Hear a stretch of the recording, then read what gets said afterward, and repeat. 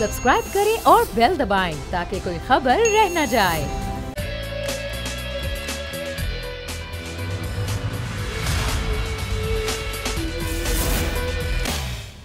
बिस्मिल्लाहिर्रहमानिर्रहीम, अस्सलाम वालेकुम। प्रोग्राम में मैं सुमैया रिजवान आपको वेलकम कहती हूँ। नाजरीन, अभी मौजूदा सूरत हाल मुल्क की कुछ इस तरीके से है कि वज़ीर आज़म इमरान खान की ज़ेर सदारत वाक़ई काबीना का इजलास हुआ और वज़ीर आज़म ने इस इजलास में जो करन जमात का एहतजाज है उनके मुतालबात मानने से इनकार कर दिया है। साथ ही साथ रास्ते बंद करने वालों के खिलाफ सख्ती से निपटने की हिदायत भी कर दी गई है। रेंजर्स 20 पे तलब कर ली गई है और ये कहा गया है कि रियासत की रिट को कायम रखा जाएगा। क्या रहा आज वफाकी काबीना के इजलास में और कौन कौन से उमूर से जो ज़ेर गौर आए, ज़रा पहले इस पर बात करते हैं, फिर बाकायदा प्रोग्राम का आगाज़ करेंगे। तो शहबाज अहमद हमारे नुमाइंदे हमारे साथ हैं, उनसे बात करते हैं। तो शहबाज, ये करदन तंजीम से मुज़ाकरात, कल तक तो ये खबर थी कि मुज़ाकरात हो रहे हैं, बहुत हद तक कामयाब भी हो गए हैं, लेकिन आज क्या हुआ? मुज़ाकरात नाकाम हो गए और सख्ती से निपटने की हिदायत भी कर दी गई है। जी बिल्कुल सुमैया, क्योंकि इनका जो मुआहिदा हुआ था, जब वज़ीर दाखिला शेख रशीद लाहौर गए थे तो इन्होंने बुध तक का टाइम दिया था और वो टाइम देने का मकसद यही था कि वज़ीर आज़म के दौरा सऊदी अरब से उनसे रहनुमाई लेना थी और इसलिए वफाकी काबीना का इजलास मंगल की बजाय बुध को रखा गया था। तो आज काबीना इजलास में जो PLP के जो मुतालबात है कलतम तंजीम के, उसके वो काबीना इजलास में रखे गए और बताया गया कि उनका बड़ा मुतालबा एक तो यह है कि फ्रांसीसी सफीर है उनकी मुल्क से वो चाहते हैं कि मुल्क से निकाला जाए। दूसरा का मुतालबा याद किया जाए। तीसरा मुतालबा था कि 4 शेड्यूल में जो उनके मुकदमात है उनको खत्म किया जाए।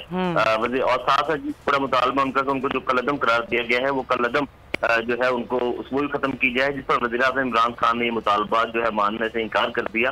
वज़ीर आज़म इमरान खान ने कहा कि कुछ मुतालबात ऐसे हैं जिस पर हम सोचा जा सकता है कि ताज़-ए-रिज़वी की रिहाइश में जो दीगर मुतालबात हैं उन पर कलदम हटा देना वो हम नहीं करेंगे। और साथ साथ फ्रांसीसी सफीर के हवाले से वज़ीर आज़म डट गए कि उनको मुल्क पाकिस्तान से नहीं निकाला जाएगा।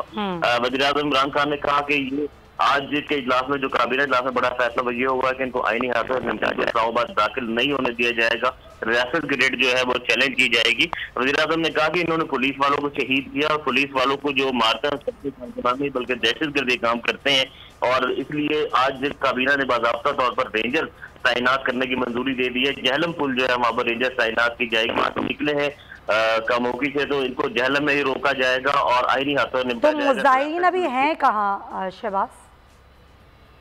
मुजाहिरीन देखें, आप सब कामोकी से निकल गए थे, GT रोड पर ही हैं। वहाँ पर जो है वो खंदक है जो कायम की गई है और साथ साथ जो एहलकार है वो भी तैनात किए गए।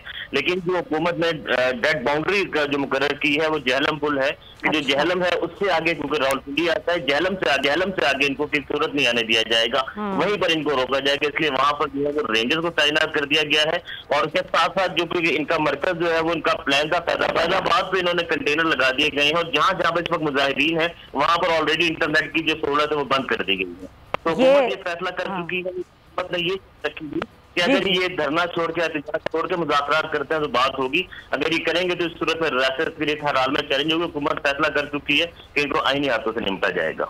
बहुत शहबाज अहमद तमाम तर सूरत हाल से हमें आगाह कर रहे थे कि एहतजाज और धरना ख़त्म किया जाएगा तो मुज़ाकरात किए जाएंगे। इस धरने के दौरान करदम जमात से किसी तौर पर भी मुज़ाकरात नहीं किए जाएंगे और अगर तशद्दुद का रास्ता इख्तियार किया गया तो फिर आहानी हाथों से निपटा जाएगा और रियासत की रिट को किसी सूरत भी चैलेंज करने वालों को नहीं छोड़ा जाएगा। ये वो सूरत हाल थी जो कि अभी मौजूदा सूरत हाल है, इस पर बात करना बहुत ज़रूरी था। अब ज़रा आते हैं नस्ला टावर जिसको खाली कराने का आज आखिरी रोज़ और अदालती हुक्म आ गया। कल भी हमने इस पर बात की। कल ही से बिजली, पानी, गैस तमाम कनेक्शंस कर चुके हैं।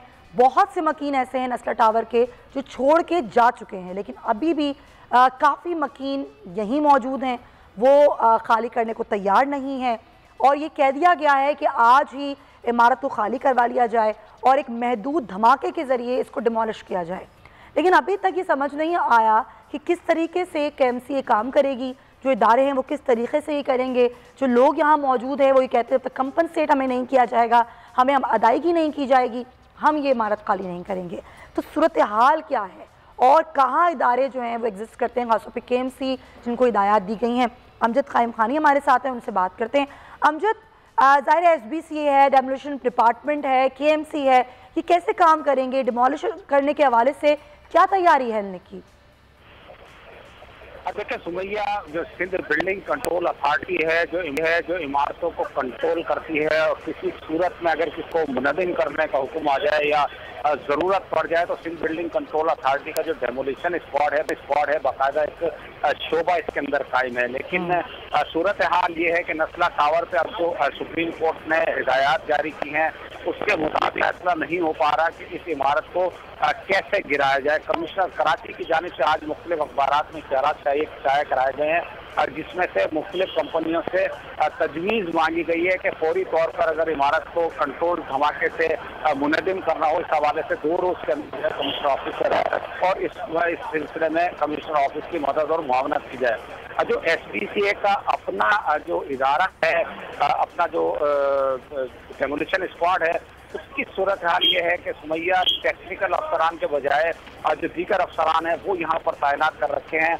जो सामित अली खान है जो डायरेक्टर हैं इस डेमोलिशन स्क्वाड के, वो नॉन टेक्निकल है, वो इस पोस्ट के लिए गजेटेड ऑफिसर नहीं है, उनका कोई इमारतें गिराने का उनके पास तजर्बा नहीं है। अच्छा। राशिद हुसैन है डेमोलिशन स्क्वाड में सिंध बिल्डिंग कंट्रोल अथॉरिटी के, जिनके पास जो है वो उनके पास तजर्बा के डिस्ट्रिक्ट डायरेक्टर हैं। वुड वर्किंग के जो उनके पास 3 हफ्तों का डिप्लोमा है, लकड़ी के काम का उनको तजर्बा है 3 हफ्तों का, जिसकी बुनियाद पर उनको डेमोलिशन स्क्वाड में डिप्टी लकड़ी के काम का तजर्बा, उसकी बुनियाद पर उनको 18 ग्रेड में अफसर लगा दिया गया है और वो डिप्टी डायरेक्टर बने बैठे हैं। इसी तरह मुजम्मिल शाह हैं जिनके पास BSc की डिग्री है, इंजीनियर नहीं है, वो भी जो है डेमोलिशन स्क्वाड के अंदर असिस्टेंट डायरेक्टर के पोस्ट पे तैनात हैं। इसी तरह जो दीगर अफसरान और जो इस डेमोलिशन स्क्वाड के हैं वो टेक्निकल अमजद, जब आप मुझे बता रहे हैं टेक्निकल स्टाफ नहीं है, मैं चाहूँगी आप मेरे साथ रहिए क्योंकि हम डिस्कशन स्टार्ट करते हैं आपकी इस एक्सक्लूसिव खबर पर। हमारे मेहमान हमारे साथ मौजूद हैं। मुझे कराची स्टूडियो लगाई साहब ज्वाइन करें, सीनियर सहाफ़ी हैं, तजियाकार हैं, एडिटर इन चीफ बोल न्यूज़, आपका बहुत शुक्रिया। बशीर सिद्दीकी साहब भी मुझे ज्वाइन करें, senior director anti encroachment KMC। तो बशीर साहब, ज़रा मुझे बताइए सर कि जब अदालती हुक्म आ गया है कि महदूद धमाका किया जाए और इस इमारत को डिमोलिश किया जाए, टेक्निकल लोग नहीं है तो इमारत कैसे डिमोलिश होगी? क्या प्लान है, क्या तरीक़ेकार अपनाया जाएगा? देखिए, सबसे पहले कुछ चीजें आपके इस प्रोग्राम में क्लियर करना चाहता हूँ कि चीफ जस्टिस साहब के जो ऑर्डर्स हैं उसका मकसद क्या है और चीफ जस्टिस साहब ने जो ऑर्डर किए हैं वो क्या किए हैं। और ये इमारत है मुकम्मल तौर के ऊपर नाजायज नहीं है, इसमें तकरीबन 1000 गज की इमारत तामीर है प्लाट के ऊपर, तो 270 के गज से करीब जो है वो नाजायज तामीर है, यानी सर्विस रोड बंद कर दिया है। बिल्कुल सर, ये हम बता चुके हैं। बिल्कुल ये क्रॉस के अंदर है इमारत, और इसको टेक्निकल तौर पे अगर वो 270 गज को तोड़ा जाएगा तो पूरी इमारत जो है वो इस तरह मफदूश हो जाएगी कि उसको खतरा रहेगा किसी का भी वो गिर सकती है। चीफ जस्टिस साहब ने जो ये कहा कि इसको ब्लॉक करके जो है फौरी तौर पर 7 दिन की रिपोर्ट जमा कराएं, उनका मकसद ये था कि कई दफा जो है वो ऑर्डर किए जा चुके हैं, उस पर कंप्लायंस नहीं हुआ, तो फौरी तौर पे ये इसको कंप्लायंस किया जाए। इस सूरत में कल बाकायदा तौर पे कमिश्नर कराची साहब ने एक पाकिस्तान के तमाम के लोग शरीक थे, बशमूल में भी इसमें शामिल थे उस मीटिंग में। इसके पास की टेक्नोलॉजी ही नहीं है यहाँ पर, और अगर ये टेक्नोलॉजी यूज की गई तो दूसरी इमारतों को भी खतरा है कि इससे नुकसान हो सकता है। क्योंकि चीफ जस्टिस साहब के ऑर्डर थे तो उसको कंप्लायंस करने के लिए आज और कल के अखबार में यह गया है कि 2 दिन के अंदर जिस कंपनी के पास भी ये टेक्नोलॉजी है, अगर वो अगर ये टेक्नोलॉजी, सर आपकी आवाज़ थोड़ी डिस्टॉर्ट हो रही है, सवाल ये अगर टेक्नोलॉजी नहीं है, हम ये काम नहीं कर सकते, तो अदालत को इस हवाले से आगाह किया जाएगा? बिल्कुल, इसीलिए ये दिया गया है न्यूज़पेपर में, और उस मीटिंग के हवाले से भी जिक्र किया जाएगा, सुप्रीम कोर्ट रजिस्ट्री में रिपोर्ट जमा कराई जाएगी कि ये तमाम इदारे मौजूद थे पाकिस्तान में, कहीं पर भी ये काम नहीं होता, लेकिन चूंकि सुप्रीम कोर्ट का ऑर्डर है बिल्डिंग डिमोलिश का सर मैं चाहती हूँ आप मेरे साथ रहिए जब तक, मैं चाहूँगी कि आपकी आवाज़ भी हम ठीक करें, हमारा टेक्निकल स्टाफ आपकी आवाज़ क्लियर करे ताकि मुझ तक आपकी आवाज़ सही पहुँचे, मेरे नाजरीन तक सही पहुँचे, क्योंकि आपकी बात बहुत इंपॉर्टेंट है। जब तक लगारी साहब से बात करते हैं, लगारी साहब हमारे पास टेक्निकल स्टाफ नहीं है, हमारे पास ये सहूलत नहीं है कि इसको इस तरह डिमोलिश किया जाए जैसे कि अदालती अहकामात हैं। जब हमारे पास टेक्निकली तौर पर हम साउंड नहीं है तो हम ये काम करेंगे कैसे फिर? ये तो बड़ा अजीब मामला हो गया। देखें, ये आर्डर आए हैं चीफ जस्टिस सुप्रीम कोर्ट की तरफ से, और आर्डर हो जाने के बाद शायद हम इस पर कमेंट कर सकें या ना कर सकें, क्योंकि ये इस पर अमल दरामद का मामला है। क्या तमाम अवाक़िब को, तमाम मामलात को, इस सारी सूरत हाल को थॉरली कंसीडर किया गया? जब यहाँ पर इजाज़त दी जा रही थी, जब यहाँ पर इमारत तामीर करने के लिए एक्स्ट्रा लैंड जो भी इस्तेमाल करने की सरकार ने ही इजाज़त दी होगी या किसी सरकारी इदारे ने इजाज़त दी होगी, हमें उन चीज़ों को पूछना होगा। अगर उन्होंने 10, 11, 12 NOCs हासिल किए, उनको भी पेश नज़र रखना होगा। लेकिन अगर ये गलत बन गई है और इसका गिराया जाना बिल्कुल अदालती हुक्म के ऐन मुताबिक लाजमी है, तो फिर शायद इदारों को भी ये कह दिया जाए कि नुकसानात की परवाह किए बग़ैर, यानी अगर अदालत ये ब्लैंक चेक भी दे दे कि किसी भी किस्म के जानी और माली नुकसान की परवाह किए बग़ैर जो है वो डिमॉलिश कर दी जाए। फिर उसकी ज़द में मकीन आते हैं जो खाली नहीं कर रहे हैं। हो सकता है कि इंतज़ामिया की ये पावर हो, इंतज़ामिया मैं समझता हूँ कैपेबल है कि अगर वो चाहे तो जो लोग बैठे हुए हैं उनको खाली कराने के लिए अपनी ताकत का इस्तेमाल कर सकती है, बाहर निकाल दिए जाएं। और हो सकता है लोग अपना सामान न निकालें, इनको निकालना पड़ जाए। तो इसमें नुकसान की जो इम्कान है वो मौजूद है। ऐसे ही मौके पर जब अदालत में ये मामला चल रहा था तो ये उन इदारों को, सही है, कमिश्नर साहब को, एडवोकेट जनरल को या हुकूमती एहलकार को, किसी को भी ये बात अदालत के सामने लानी चाहिए थी कि अज़राए करम इस मामले में हिदायत फरमाई जाए कि इसके नतीजे में इस बिल्डिंग के स्ट्रक्चर के अलावा अगर कुछ चीज़ें नुकसान की जद में आती हैं, अगर कुछ चीज़ें भाई करीबी इमारतें नुकसान की जद में आती हैं, तो फिर उसके लिए क्या? फिर बिल्कुल उसके लिए अदालत हमें हिदायत जारी करे। अगर एक इमारत को गिराने से साथ में दूसरी इमारत भी गिर जाती है, ठीक है, तो क्या होगा? ये उस तरह का नहीं है जिस तरह का ऑपरेशन जो है वो वहाँ हुआ था राशिद मिन्हास रोड पर, अलादीन का जो हुआ था, अलादीन के साथ में जो इमारत का डिमॉलिश, उस तरह का मामला नहीं है। ये बिल्डिंग है और ये बिल्डिंग के असरात कहीं भी जा सकते हैं। तो अदालत के अंदर जाकर ये दरख्वास्त की जाए कि जनाब इस मामले में रहनुमाई फरमाई जाए, ठीक है, कि क्या किया जाए अगर कोई जानी और माली नुकसान होता है और अगर कोई और बिल्डिंग, एक बिल्डिंग के डिमॉलिश किए जाने के नतीजे में कोई और बिल्डिंग भी डिमॉलिश होती है, तो फिर क्या होना चाहिए? ये बात तो बशीर साहब से मैं कर ही रही हूँ ना, और बशीर साहब कह रहे हैं कि बिल्कुल हम जाएंगे। डायरेक्ट क्लैरिटी होना बड़ा ज़रूरी है। बशीर साहब, एक तो ये चीज़ कि आपने कहा हाँ बिल्कुल जाएंगे, हम कराची रजिस्ट्री में जाएंगे, दरख्वास्त भी देंगे, लेकिन अभी बात हो रही कंपनसेशन की, लोगों को पेमेंट्स की, अदायगियों की। वो लोग जो अभी भी यहाँ पर मकीन है वो कह रहे हैं हम नहीं छोड़ेंगे जब तक हमें अदायगी नहीं होती है। वो कैसे होगी, कितने दिन में होगी, उसका क्या स्ट्रक्चर है? देखिए, उसके लिए चीफ जस्टिस साहब ने बिल्कुल क्लियर ऑर्डर्स किए और वो मकीन जितने भी हैं वो बिल्कुल अदालत के अंदर मौजूद थे, उनकी एप्लीकेशंस भी लगी हुई थी। चीफ जस्टिस साहब ने उनके लिए क्लियर ऑर्डर्स किए और कमिश्नर साहब को उसको पाबंद किया है कि वो जो बिल्डर है उससे जो है वो रकम उनको दिलवाएंगे। नंबर एक।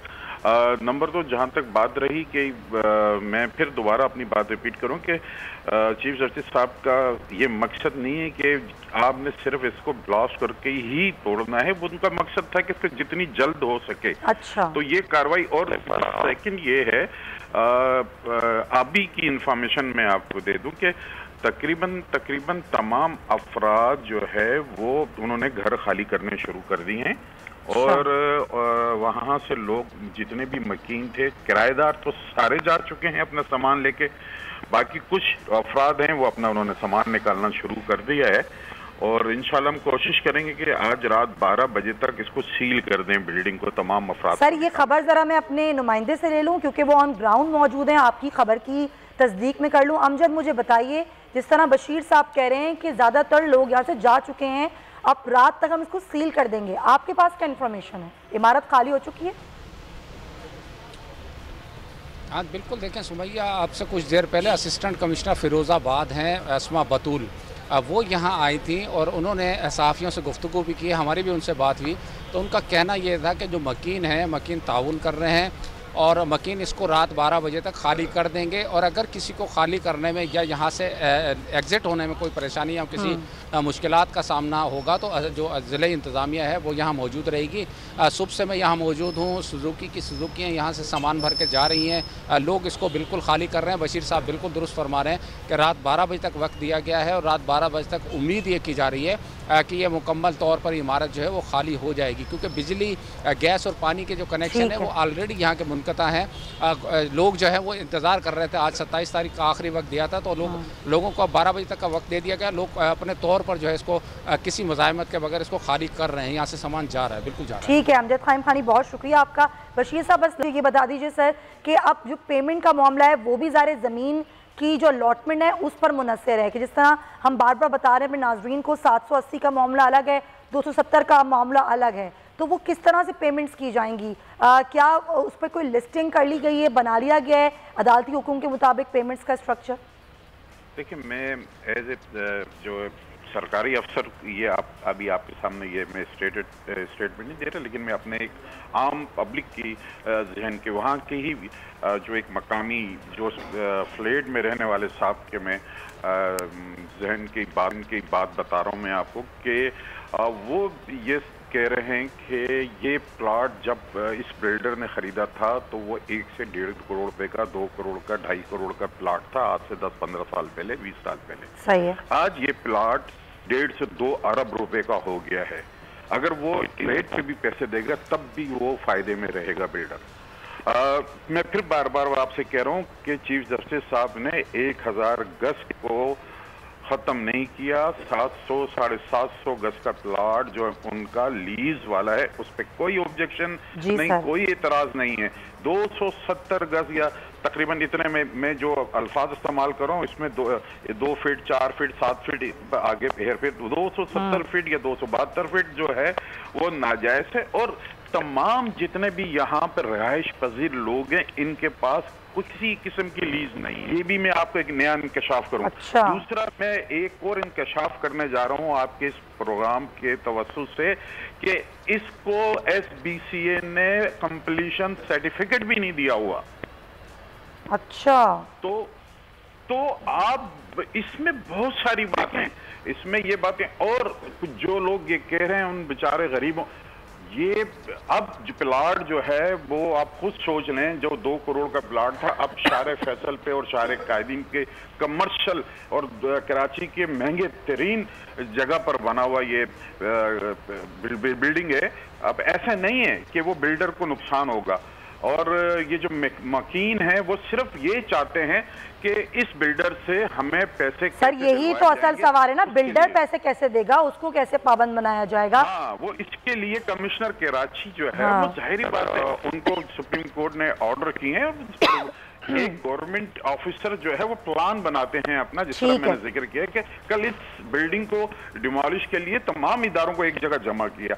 सुप्रीम कोर्ट का ऑर्डर है, तमाम इदारे जो है वो एक प्लेटफॉर्म के हैं, एक अम्ब्रेला के नीचे मिलकर काम कर रहे हैं। इंशाअल्लाह ताला बेहतर होगा और सुप्रीम कोर्ट में इसको डिमोलिश करके रिपोर्ट जल्द जमा कराई जाएगी। बहुत शुक्रिया बशीर सिद्दीकी साहब। लगाई साहब, लास्ट, बिल्डर को कैसे पाबंद बनाया जाएगा कि वो लोगों को अदायगियाँ करें, सही करें, अदालती अहकामात के मुताबिक करें, पकड़ा कैसे जाएगा? मेरे ख्याल में बहुत सी चीज़ें वाज़ेह कर दी गई हैं, और ये जो बशीर सिद्दीकी साहब ने कहा है उसमें ये वजाहत भी शायद हो जाती कि क्या पूरी बिल्डिंग गिराई जानी है या वो जो 200-250, वो कह रहे हैं गिरानी तो पूरी ही पड़ेगी, पूरी बिल्डिंग गिरानी पड़ेगी। तो अब फिर या हुकूमत अपने पास ले ले, ऑक्शन करे, और ऑक्शन करने के बाद जो 1.5 करोड़ 2 करोड़ बिल्डर का है उसके हवाले कर दे, बाकी जो उनकी कीमतें हैं जो उनको जो है वो अदा कर दिया जाए, जो मकीन है वहाँ पर। ये तो आसान तरीका है। अगर सुप्रीम कोर्ट इस सिलसिले में कोई गाइडलाइन जारी रहनुमाई करे तो बेहतर होगा, तो ये ज़्यादा बेहतर होगा कि जी ठीक है, हुकूमत सिंध इसको ले जाए, या हमारा जो भी डिपार्टमेंट है, ये सोसाइटी की शायद ज़मीन है जी, और अगर सोसाइटी की तरफ से ये लेकर सेक्रेटरी कोऑपरेटिव के ज़रिए या हुकूमत सिंध के ज़रिए या किसी और या KMC के ज़रिए या और किसी इदारे के ज़रिए इसका ऑक्शन कराया जाए, और ऑक्शन के नतीजे में जो इसकी कीमत हो उसके हिसाब से मालिक को भी जो है वो एडजस्ट कर दिया जाए और मकीनों को भी। ये आपने अच्छा पॉइंट रेज किया है। अब हुकूमत को ये चाहिए, ख़ासतौर पे इदारों को ये चाहिए, कमिश्नर कराची को ये चाहिए कि अदालत में ये मामला ज़रूर लेके जाएं, और अदालत की रहनुमाई बहुत ज़रूरी है ताकि चीज़ों को आसान तरीके से हल किया जाए। ये कुछ भी है, लोगों का पैसा तो यहाँ पर लगा है, चाहे उनके साथ धोखा हुआ या नहीं हुआ। अलबत्ता लोगों को कंपनसेट करना बहुत ज़रूरी है। ब्रेक लेंगे, वापस आएंगे तो दीगर इशूज़ भी प्रोग्राम का हिस्सा बनाएंगे। Stay with us.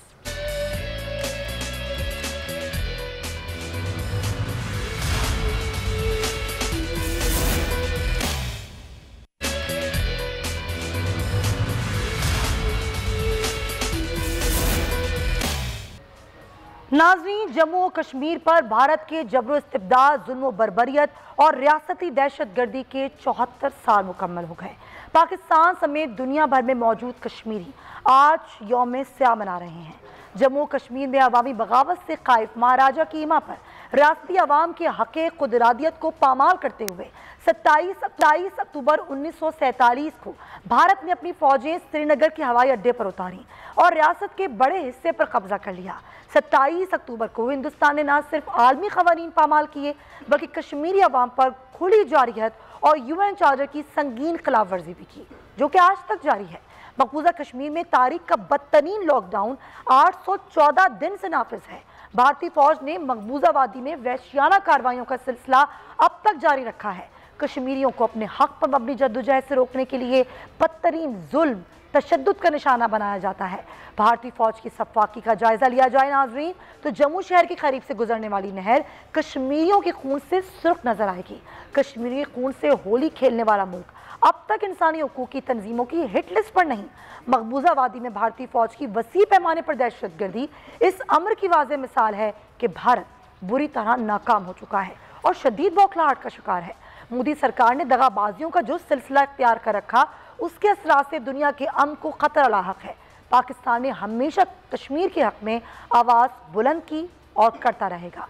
शायद यही वजह है कि भारत सरकार आज भी पाकिस्तान मुखालिफ फरेब के नए जाल बिछाने की तैयारियों में मसरूफ़ है। लेकिन हमें यहाँ पर एक कौम होकर बात करनी है और इस कौम का जो एजेंडा है, जो बात है, जो नैरेटिव है, वो एक ही होना चाहिए। इसी पर मैं बात करूँ, मुझे प्रोग्राम के इस हिस्से में ब्रिगेडियर टायर गजनफर अली साहब भी ज्वाइन कर रहे हैं, उनको हम वेलकम कहेंगे। सर, आपसे गुफ्तगू आगाज़ करते हैं। हम बात करते हैं, हम दिन मनाते हैं, चाहे वो 27 अक्टूबर का दिन हो, 5 अगस्त का दिन हो, फरवरी का दिन हो, हम हर दिन मनाते हैं। लेकिन दिन मनाने से आगे की बात करें। पाकिस्तान तो बात कर रहा है और सलामती कौंसिल के इजलास में एक बड़ी आवाज़ कश्मीर की भी बुलंद हुई, वो कश्मीर के लिए चीन की भी बुलंद हुई और चीन ने भी हिमायत का ऐलान किया। लेकिन बाकी तो कोई नहीं है। पाकिस्तान तनहा आवाज़ बुलंद कर रहा है। लेकिन कब तक? आलमी कवानीन खामोश हैं, आलमी दुनिया खामोश है, मुस्लिम उम्मा खामोश है। ये कब तक होगा सर?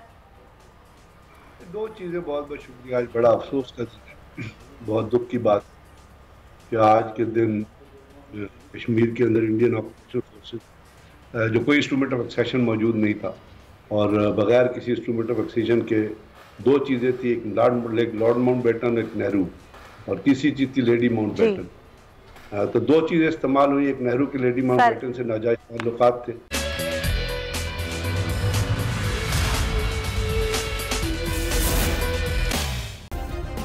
सब्सक्राइब करें और बेल दबाएं ताकि कोई खबर रह न जाए।